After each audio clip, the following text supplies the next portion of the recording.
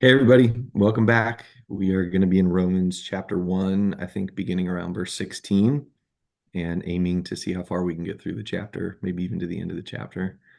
Uh, we're uh, we're glad you guys are joining us. Thanks for being with us. Ben and I are enjoying getting back into studying together like we used to, and so it's been a blessing for both of us. Um, so I think we've covered pretty well, Paul's greetings and intentions and wanting to get to Rome. Um, really excited about what he's hearing about the Roman Christians and, you know, his desire to be there and impart spiritual gifts to them and be blessed by them and just all the things he's expressed so far. So, uh, I don't know if there's anything by way of review you wanted to bring up before I get into reading. There's kind of a shift here, I think, in verse 16. After he's done the introduction stuff, he starts kind of beginning to make his argument in the book. Yeah, but even at that, I think it's kind of an extension. He's kind of sprinkled in like his sort of gospel summary proclamation in verses 1 through 7, and has talked about how the gospel's changed them and how he's wanted to go to preach the gospel in Rome, and of course later in the book, even beyond Rome.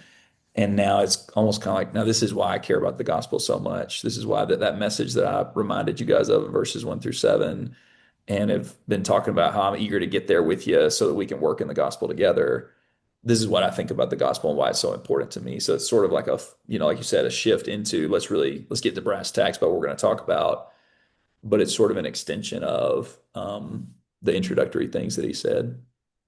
Yeah, that's good. And he has mentioned the gospel, what, I don't know, a couple of times in the intro, the word at least, but now he's about to maybe give a little more definition to it and talk about why it's such an important thing for him to share. Yeah. And and then he's going to also talk about why the gospel's needed, why Mhm. the good news is needed against the backdrop of the bad news of the nations and the world and all of that. So, Yeah, it's sort of all like right. this whole like second half of the first chapter is why the gospel is such a big deal, Mhm. positively and negatively, I guess. Like the really great things about the gospel, but also the bad stuff that the gospel is addressing and responding to. Right. The good news is only good news if there's bad news, right? Right. So, Yeah. all right. Well, I'll read a bit. Do you think I should read the whole section just to get the sense of it and then we Sure, why can not? read it? Okay. Yeah, let's do All it. right. All right. Romans chapter 1, verse 16. For I am not ashamed of the gospel, for it is the power of God for salvation to everyone who believes, to the Jew first and also to the Greek. For in it the righteousness of God is revealed from faith to faith, as it is written, but the righteous man shall live by faith. For the wrath of God is revealed from heaven against all ungodliness and unrighteousness of men who suppress the truth in unrighteousness, because that which is known about God is evident within them, for God made it evident to them. For since the creation of the world, his invisible attributes, his eternal power and divine nature, have been clearly seen, being understood through what has been made, so that they are without excuse. For even though they knew God, they did not honor him as God or give thanks, but they became futile in their speculations, and their foolish heart was darkened. Professing to be wise, they became fools and exchanged the glory of the incorruptible God for an image in the form of corruptible man, and of birds and four-footed animals and crawling creatures. Therefore, God gave them over in the lust of their hearts to impurity, so that their bodies would be dishonored among them. For they exchanged the truth of God for a lie, and worshiped and served the creature rather than the Creator, who is blessed forever. Amen. For this reason, God gave them over to degrading passions. For their women exchanged the natural function for that which is unnatural. And in the same way, also the men abandoned the natural function of the woman and turned in their desire and burned in their desire toward one another. Men with men committing indecent acts and receiving in their own persons the due penalty of their error. And just as they did not see fit to acknowledge God any longer, God gave them over to a depraved mind to do those things which are not proper, being filled with all unrighteousness, wickedness, greed, evil, full of envy, murder, strife, deceit, malice. They are gossips, slanderers, haters of God, insolent, arrogant, boastful, inventors of evil, disobedient to parents, without understanding, untrustworthy, unloving, unmerciful. And although they knew the ordinance of God, that those who practice such things were worthy of death, they not only do the same, but also give hearty approval to those who practice them. Yeah. So I think this section is obviously pretty powerful for just the teaching it gives, but also the format of how Paul talks is a good introduction to, I think, one of the characteristics of this book. Verse 16 and 17, there's, I think, three, four statements. Mhm. And then that continues in 18 and 20 and 21. At least I'm reading in the New American Standard Bible today. And I guess my point is that the logical progression is big in this book and how Paul wants to just work through. Okay, I'm saying something now. Here's kind of the why, or here's the because, or here's the idea that kind of flows from that. I feel like this is almost certainly an urban legend, but I think the fact that it's an urban legend, like it reflects like this aspect of the book. But I've heard and read people talk about how at least a long time ago, the book of Romans was used in law schools just to train people on how to logic through things. I'm 99% sure that's not true, but the fact that But it that's should be. It sure, should be. but that's it, right? I think like the reason why people are like, yeah, it makes sense actually, is because it is sort of this, you can imagine him in a courtroom trying to give a defense for what he's been preaching and what he's all about, which I think is where in verse 16 it sounds like the beginning of a defense. He's explained what is the gospel. It's Jesus Christ, risen from the dead, son of David, fulfillment of the scriptures, all that stuff, verses 1 through 7. 8 through 15, I'm really eager to come, and that's how he finishes for verse 15. I'm really eager to come preach the gospel. Why? Why are you so eager to come preach the gospel everywhere, but particularly in Rome? Like it could be kind of complicated for you to come here. It may not be very comfortable for you, or it may just be a lot for you to get. Why do you want to get there so badly? And he starts kind of explaining, this is why. This is why it's important to me. And at least in verses 16 and 17, he says, number one, I want to do it because on a personal level, I'm not ashamed of it. The gospel has not disappointed me. It's not let me down. The reason why I'm not ashamed of the gospel, the next statement in verse 16, is because it's the power of God for salvation for everyone who believes. I've not been let down. I've not seen anybody else get let down by the gospel. And so that's why I'm not ashamed of it. That's why I want to preach it.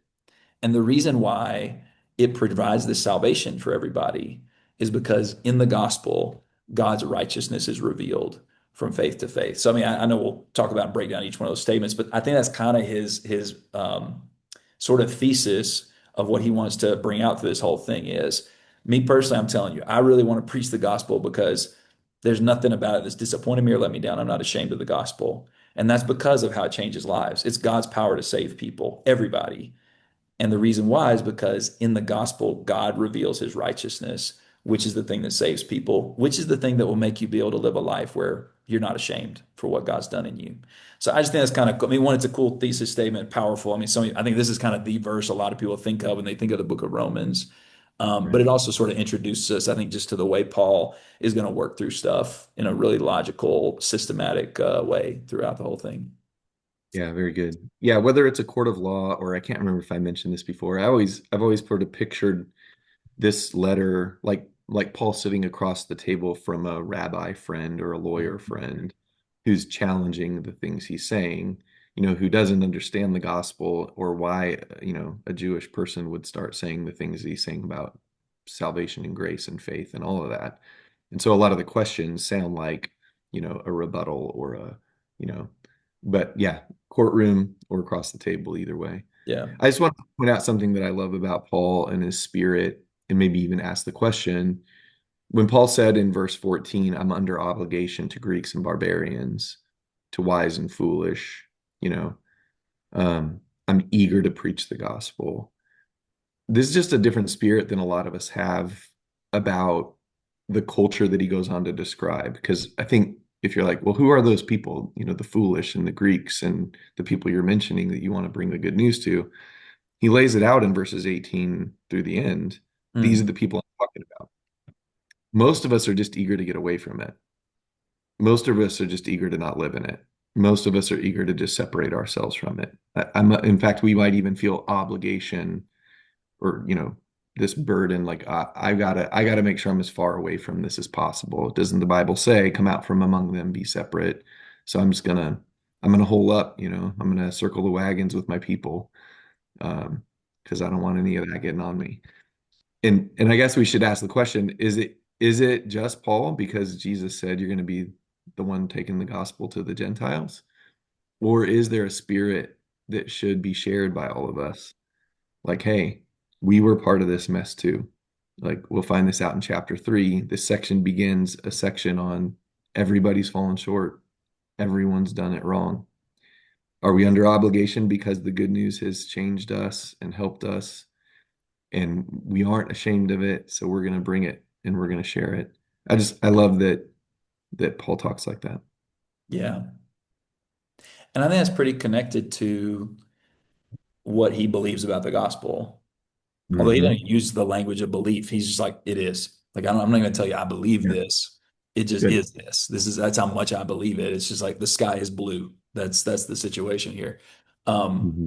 but I guess my point is if I find myself not being eager for the barbarians, for the people described, in the rest of the chapter, which we'll get to, it probably reflects a lack of um, real embrace of that statement that the gospel is the power of God for salvation to everyone who believes, to the Jew first and also to the Greek. And I think in two ways, because if I'm saying like, I don't want to be around that, I don't want to get that stink on me and all that kind of stuff, it seems to me there's two fears that I'm kind of expressing. One is those people can never change. And so if I'm just around that, like it's not going to do any good. And so I might as well just stay away from it. Basically, I'm saying I don't think that the gospel being delivered to those people will make a difference in their lives. Right. And there's also a secondary fear that uh, the gospel won't be able to protect me from whatever, Yeah. that I won't be able to be saved from, whatever can happen in the world, whatever things may arise from being, inundated with the things that come in the world. And so Paul really believed, hey, like I'm going to be saved and safe because I got the gospel. So whatever is going to happen to me, like I'm going to be spiritually protected. Whatever has me physically, who cares? This morning I was reading in Second Corinthians, chapter 11, all the stuff that he went through. And it seems like his belief in the gospel is like, I'm going to be good. But also, if I bring it to other people, it's going to make a difference for them. They actually could be saved. They're not going to stay that way. And so, actually, something could change. If I'm not willing to get involved like that, then it shows actually a lack of faith in the power of the gospel to bring salvation. Yeah. I like what you said about that in using Second Corinthians. I really think this is the same thing. This attitude Paul had towards the gospel and its protection against the bad news of the world. Mhm. When he writes the book of Philippians, he says the same thing. Like in the first chapter, he mentions the gospel over and over and over again in the midst of his bad news. And I think like the way to say it is there should be no amount of bad news in the world, in the lives around us that robs us of the truth of the good news of Jesus Christ. Like Paul could still be joyful in all circumstances. He could still be contented in his circumstances. You and I were talking about some of the things going on where you live because of the climate of the world and the wars and oil and shortages. Like it's affecting you in a different way than other people. But, God protects all of us from all the bad news in the world if we really truly have the good news. So Paul can be in prison, he can go through shipwrecks, he can be beaten up, he can watch even the rest of the world. And he'll even confess later in this book some of the hardest things for him is seeing people he loves being lost and not coming to the truth. And yet it doesn't rob us of our joy or the peace that passes understanding. So I like how you said that. It's a protection in our life. Yeah. And it should encourage us not only to be not be ashamed, but like to be courageous to go and share it in places that are perhaps scary. Yeah. Yeah. Well, and this is maybe a flip side of that because I feel like this whole discussion, I'm kind of drawn to that statement. It's the power of God for salvation to the Greek, right? To the barbarian. Yeah. But he also says the message for the Jew. And I guess I'm not sure if this is the right way to like say it or frame it. So you can help me if there's another way to say it a little bit better. But um, really believing in the power of the gospel for salvation also protects us from a false belief or a false security in things that aren't quite the gospel, but are pretty close. I'm thinking about the Jew. Mhm. Like the Jew was like, I think we're pretty, at least some of the Jews would have thought we're kind of good over here. You know, we got our circumcision thing and, Torah and all that kind of stuff. I don't really know if we need your gospel. And it may have been easy for somebody like Paul to have thought, yeah, they're pretty good. And they don't do all the nasty stuff, or at least they say they don't do all the nasty stuff that, the Gentiles do. And so maybe I don't feel as eager to preach to them, or I may even feel a little intimidated because I'm like, I don't know if they'll really accept this message because they've already got a lot of belief in God, and to them belong the prophets and the oracles and the Messiah and all this stuff. And so I guess to me, that's the other side of it is we shouldn't have a false security either in ourselves or look at people with a false security of like, oh, they're pretty good people, they're pretty moral, they're religious, whatever. They need the power of God for salvation in the gospel. That body of religious practices or even almost true beliefs, it's not going to save them. It's not good enough compared to the true gospel. And so not only is he eager to go preach to the pagans who are doing all this nasty stuff, and he has a sense of protection against whatever bad news could come from that. He's also protected from the almost good news that the Jews and all that sort of thing have going on. Yeah, that's good. I mean, that's going to be the contrast in the book. The primary contrast in the book is going to be the gospel being the power of God versus the law, which, hey, we've got the law. That's the power of God to save us. I think even in this list in verse 18 through the end, when he's describing God's wrath among the nations and what the people did to turn their back on God and focus on the creature rather than the creator, I think all those people were looking for salvation too. They were just looking to save themselves. The power of salvation for them was not found in God or in the gospel, but in some other good news in their life. Hey, Mhm. I finally found what love is. I finally found what pleasure was. I finally found what wisdom was. I finally found what self-expression was. I finally found what, you know, independence was. And people lean into it. All you have to do is like watch social media for a couple of minutes, and everybody's proclaiming some good news to the children of the world about how they're going to find what's going to save them, what's going to make them happy, what's going to bring them joy and peace in their life. Um, and I think we do, like you said, if we forget that the gospel is the singular power of God for salvation, it does protect us from just shrugging our shoulders and being like, well, I'm glad that person found what made them happy or what fulfilled them, or they seem to be doing all right. That's good. That's really good. Yeah. Yeah, that's pretty big. I don't know if anybody watches you and me to like deal with some of the harder questions about text. I mean, probably not, but there's some hard things I think in like verses 16 and 17. Hmm. Like what does what does the righteousness of God mean? I think that what does that phrase mean? And what does from faith to faith mean? Like what does that mean? Um, I mean, I think you said this already, but one of the most shocking things about those two verses is it's everyone. It's everyone who believes. Yeah. That's really important. It's not just the Jews. It is the Jews first, and can't dismiss that, but it's everyone. But thoughts on the righteousness of God? Anything you want to say about that Yeah. I feel like we'll end up trying to unpack that suitcase a little bit more in chapter later? 3. Yeah. But I mean, I'll give my take as of today, and I'm ready to be persuaded. Otherwise, you maybe will persuade me right now if you have a different angle on it. Um, I think the way I've gotten to see this phrase or this idea of the righteousness of God, the way things ought to be according to God, which has, I think, two sides to the coin. One, that God himself is the way that he ought to be, which primarily means that he sets those standards. Like he says, this is how I'm going to be in his word. And then he actually follows through. He fulfills that. He's Yeah. faithful to that. And he proves like, hey, I said this is the way I ought to be. And as the creator, I kind of get to set the rules, but I don't just set the rules, I actually keep them.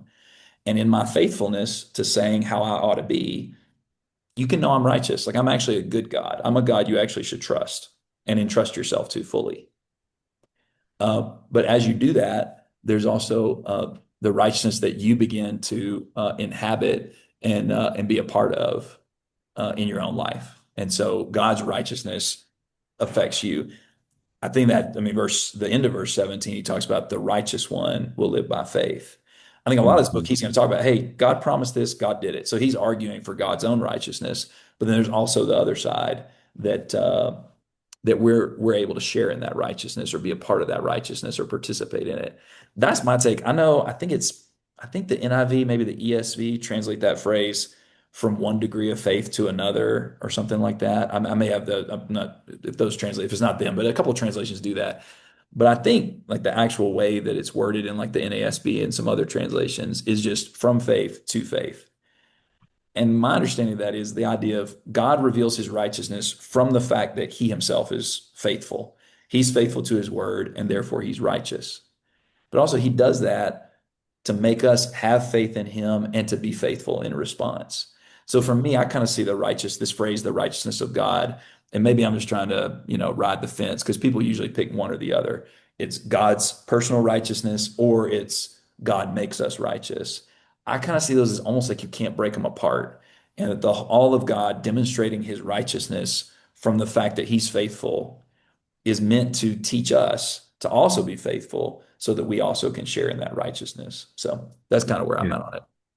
I got nothing to correct you on. Like I'm on the same fence if I'm riding the fence, but I don't think it's riding the fence. Yeah. I think the reason why people sort of choose is this talking about God's personal righteousness or is this talking about God's way of making us righteous is because it seems like in the book he uses the phrase both ways. Yeah. God on trial in this book, was God really faithful to the covenant people? You know, if the Gentiles are coming in and if the gospel is now the power of God, a Jew might object and say, well, then God's not been righteous in this. He made promises to us that he didn't keep, or, you know, Mhm. what's going on? And so Paul's arguing for the righteousness of God being revealed in this good news that he's going to unpack the rest of the book has been talked about all along, that God said he was going to do this. But I especially think like that our side of that, God's way of making us righteous. I'm skipping ahead, but like when Paul eventually talks about his Jewish brothers not accepting the gospel in chapter 10, he Mhm. says, I testify about them that they have a zeal for God, but not in accordance with knowledge, for not knowing about God's righteousness, seeking to establish their own. It's contrasted, like God's righteousness is contrasted with like people trying to seek their own righteousness. They did not subject themselves to, here's the phrase, the righteousness of God. Which goes back to what you said. God has not only shown himself to be righteous in the gospel and with what he did with Jesus Christ, but it is his way of making us righteous Yeah. apart from us trying to establish our own righteousness. So I do think it's a two-sided coin or a two-edged sword, which so many things in scripture are. I don't know that it does us well always to posture up on one side of something that has two truths in it because scripture's filled with that, you know. So I mean, sorry to do Second Corinthians again, but like the end of Second Corinthians 3, I think kind of uses the same concept that we're being transformed into the same image from glory to glory. And my take on that is that the point is it's from the glory of God. It's not even from our own glory, but it's from the glory of God. But it's not just like God just shines his glory on us just to show off. He's actually bringing us to his glory. And so it's the same thing. From his faithfulness, he leads us, he teaches us to also be faithful, to respond in faithfulness. And so we kind of have a sharing of righteousness. And yeah, I think you're right. I think that's how he's going to talk about it as we keep going through Romans. I also think when you go back and read through, some of the prophets, that kind of framework is what's being pictured in the prophets and even in the Psalms and stuff like that. yeah, And I think that kind of enriches the statement in verses 16 and 17. I'm not ashamed of the gospel. I believe in what it's done in my life and what it can do in other people's lives. Why is that, Paul? Well, because it's God's power for salvation. Well, salvation from what? Well, it's from verse 18, unrighteousness. We need to be rescued from our unrighteousness. Well, how's that going to happen? Well, you got to have somebody righteous who can do that. An Right. unrighteous person can't. So who's righteous out here? God is. How do you know that? Well, because of the gospel of Jesus Christ. In the gospel, God has proven his goodness, his righteousness, his faithfulness, his justice. Use all the words you want, but righteousness is kind of the catch-all, I think, for all those things. The gospel is the proof that God is righteous and therefore can make us righteous, which is what the salvation is all about. And that applies to everybody, Jew, Yeah. Gentile, whatever. Everybody needs it. Um, and so that kind of that's how it makes sense of all that. Yeah. Very good. It's occurring to me we're not going to get through all the way through this chapter in our half-hour session that we normally try to shoot for, which is good because this is such a central thing in the thing. Yeah. But I was going to say I agree with. I've wrestled with the faith to faith thing. Is it one degree of faith to another? Is it like the growth process of somebody? All of which have truths in them Hmm. that faith does grow, and our first level of faith grows. Um, but I do think to read it where it's like, look, from the faithfulness of God to the faith that produces in us because He's faithful fits not just the language. I think there's some older versions that actually translate this from faith for faith or from faith unto faith. I got Like the it's ESV over here, and I mean, sorry, the ASV, the Old American the old Standard, and it ASV. is from faith unto faith. So yeah, but go ahead, yeah. And then something else I think says for faith, from faith for faith. Mm, So from God's faithfulness for our faith or unto our faith. But it also fits the quote from Habakkuk to me. yeah. So like when he quotes at the end of verse 17, but the righteous man shall live by faith, that really interesting statement in the middle of an argument or a discussion with God where somebody's not understanding and actually saying, God, you don't seem to be being very faithful or righteous in what you're doing right now. God's response to Habakkuk is, yeah, if you're going to survive this, if you're going to live, if anybody that wants to live through the siege that I just described wants to live, they got to trust that I'm righteous and they have to trust me. The righteous person is going to live by their faith, knowing that I'm faithful and what I'm doing is the right thing to do, even if it doesn't make sense to you or it's foolishness to you or whatever, a stumbling block to you. I'm the righteous God who's about to do this thing, and you're going to live by faith in me. And then that phrase, from Habakkuk becomes kind of like the new covenant phrase Hmm. for salvation. It's not just Romans, it's Hebrews, it's like Galatians, it's through the New Testament as that's what salvation is going to look like. But having the context of Habakkuk is really interesting to me. And that sort of almost like, I don't know, ethical thesis in Habakkuk for the book of Habakkuk of, hey, the righteous one will live by their faith or faithfulness. Like that, if you go back and read the whole book, you already kind of mentioned, alluded to stuff in chapter one, but also at the end in chapter three, Habakkuk's sort of conclusion after listening to the stuff God tells him is, I know you're going to follow through. You are going to be faithful. And because of Mhm. that, I'm going to stick with you. I'll be faithful. So Yeah. Habakkuk 3 is sort of the culmination of that quote from chapter 2, verse 4, and really sort of reflects the same idea, I think, of um, this whole thing. Which I do think, by the way, that kind of levels up our understanding of what faith means in the book of Romans. Like if what we're saying is right, and that and what Paul's setting up here is the notion of, hey, and he is going to make this argument through the book, whether it's specifically what he's saying here or not. But if we're right in saying God has been faithful, and that's what the gospel reveals, is the faithfulness of God, which proves and demonstrates his righteousness. Well, then faith for us isn't just a thought or an idea. It's a commitment, it's a loyalty, it's an allegiance, it's a follow through, it's sticking with God. Even as we've made our confession in Jesus Christ, that's not just a one time thing you say, it's actually the standard for the rest of your life. God made Right. his, I'm misusing the word a little bit, but his confessions in the scriptures, in the promises, in the prophets, he was saying, here's what I'll do. And then he actually did it. He actually had to follow through with it. So it kind of gives I think it helps with framing the idea of what faith even is, as far as Yeah. what it means to live by faith. Yes. We're kind of reflecting back to God the same kind of life that he's lived, which is one where he sticks with the commitment that he's made to us. Yeah, that's good. I like that. Actually, so one of my favorite places to go to define faith is Psalm 37, verse 3, where the language of that is trust in the Lord and do good, Mm, dwell in the land and feed on his faithfulness. Like what I love about that verse is it kind of describes what you said. Like faith in God comes from feeding on his faithfulness. Like when mhm. God's faithful, we're able to like put trust in him. But real trust isn't passive. Doesn't just say trust in the Lord. Yeah, It says trust in the Lord and do good. Like there is an active response to loyalty and a trust in a God who's being good and faithful in his own right to prove that we should put our trust in him. And that's where the covenant kind of thing comes in. That is a good, I think that's a great way to describe faith, the way you said it. yeah. So, Just fun little note. I think what I've got is that maybe the NASB, I think this may be the updated 21 or whatever. But in that verse, it just adds to and furthers your point. It says, live in the land and cultivate. cultivate faithfulness, which is kind of, I mean, the feed one does it already, but that idea too, it's something you got to nurture and develop and maintain in your life, which is exactly what God does with us, That's right. Yeah.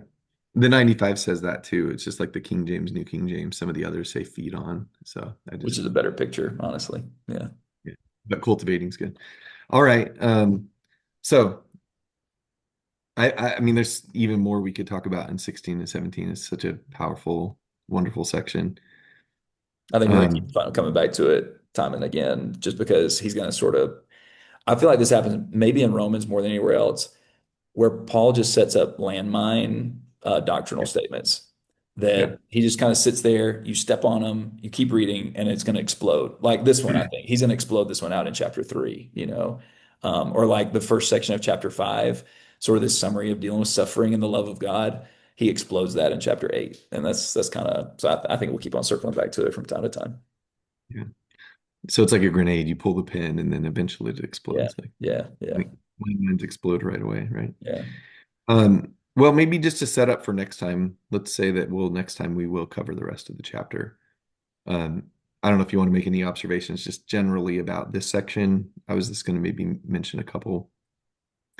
You know, I often when I frame up the book of Romans, I'll say like, chapter 1 says the Gentiles are sinners. Chapter 2 says the Jews are sinners. Chapter 3 says we're all sinners, right?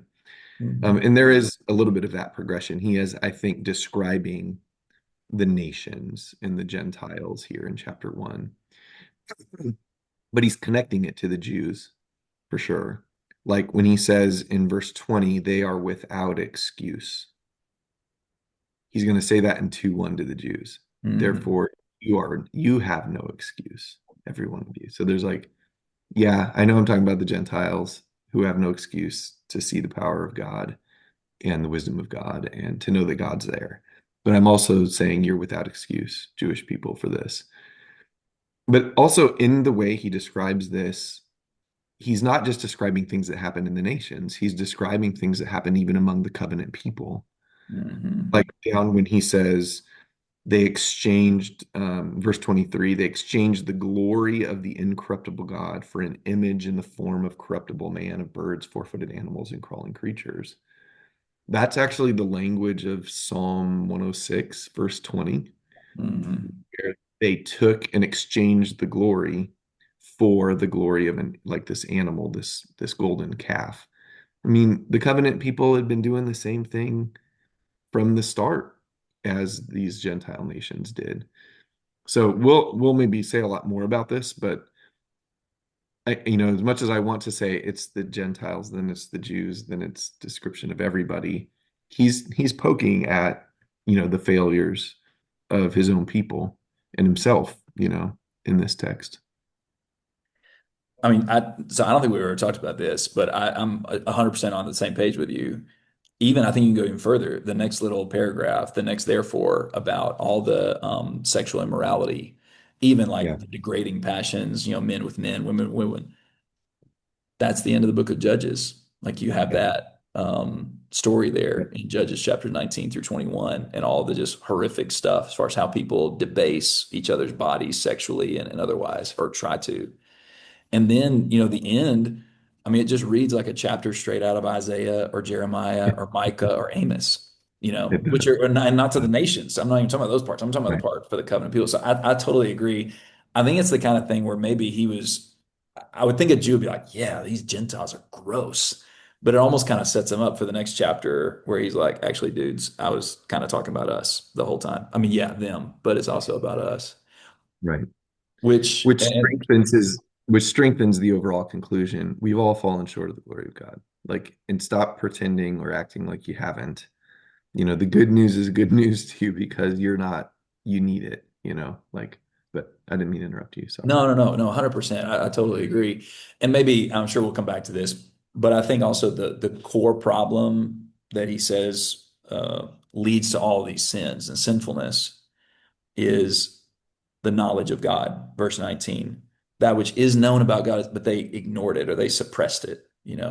They exchanged the glory of God. What they knew about God, they exchanged it for something else. And I think that kind of circles back to this discussion we've been having, is that the gospel reveals, highlights, makes known the real glory of God, the true nature of God. And that's what we need. We've lost sight of who God is. We've lost sight of what he's all about. And the reason why the gospel is so important, whether you're a Jew or a Gentile, if you're a human being, our fundamental problem is we've turned our not the turned away from the knowledge of God. Yeah. Um, I mean, I don't know, maybe too much of a stretch on this, but back in the garden, Adam and Eve exchanged the knowledge of God for the knowledge of good and evil. They wanted something else besides him, and that led to all this stuff. And so, really understanding and appreciating and loving the revelation of the gospel is the cure for our fundamental core issue of turning away from our understanding, our relationship, our knowledge of God. And that's what led to all this bad stuff. And so, here the gospel is to kind of undo and renew us back to what we really need. Yeah, that's great. I think that's a good place to stop. Like, that's a Yep. good summary of all that.